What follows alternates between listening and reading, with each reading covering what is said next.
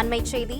தென்கிழக்கு வங்கக்கடலில் நவம்பர் 21ஆம் தேதி ஒரு புதிய குறைந்த காற்றழுத்த தாழ்வு பகுதி உருவாக வாய்ப்பிருப்பதாக வானிலை மையம் தெரிவித்திருக்கிறது.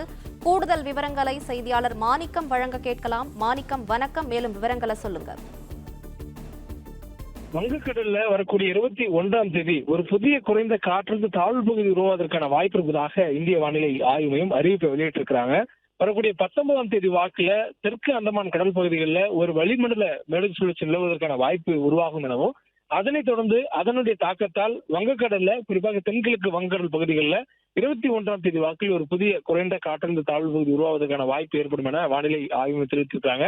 மேலும் அதனைத் தொடர்ந்து அது வலுவடைவதற்கான வாய்ப்பு என்பது சற்று குறைவாக இருக்கக்கூடிய சூழலில் அது காற்றழுத்த தாழ்வு மண்டலம் என்ற அளவுல வலுப்பெறுவதற்கான வாய்ப்பு தற்போது வரையிலும் ஒரு குறைந்த அளவு இருப்பதாக வானிலை ஆய்வு தெரிவித்திருக்காங்க.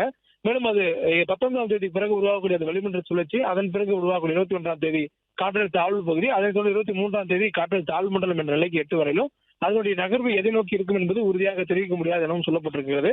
தற்போதைய சூழலில் தென்கிழக்கு வங்கக்கடல் பகுதியில் இது உருவாவதனால தமிழ்நாட்டினுடைய கடலோர பகுதிகளான தென்மேற்கு வங்கக்கடல் பகுதிகளுக்கு இது வருவதற்கான வாய்ப்பு இருப்பதாகவும், இதன் தாக்கத்தால் தமிழ்நாட்டில் இந்த நவம்பர் மாதத்தினுடைய 3வது வாரமான 21ஆம் தேதிக்கு பிறகு மழைக்கான வாய்ப்பு சற்று அதிகரிக்கக்கூடும் என வானிலை ஆய்வு மையத்தின் கணிப்பில் சொல்லப்பட்டிருக்கிறது.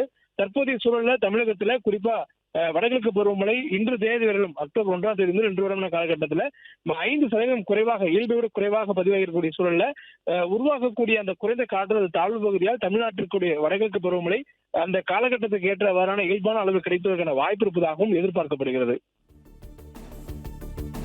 விவரங்களுக்கு நன்றி மாணிக்கம்.